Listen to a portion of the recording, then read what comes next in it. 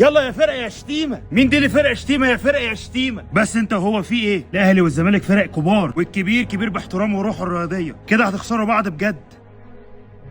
بقالكوا فتره انتوا الاتنين مقاطعين الشركه. انا ما شاركش زملكاوي وانا ما شاركش اهلاوي. شفتوا التعصب بتاعكم وصلكوا لايه؟ وكمان مش عايزه يجي فرحي. افرح يا شتيمه عقبال ما الوداد يكسبكم. قلت ايه؟ انا هوريك، وريني اخرك.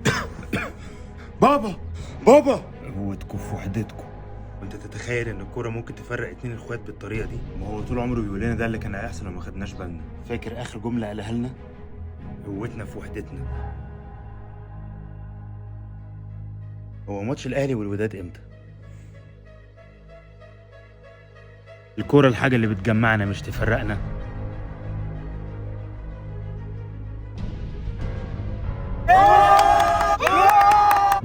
انا زملكاوي وبشجع الاهلي، انا زملكاوي وبشجع مصر.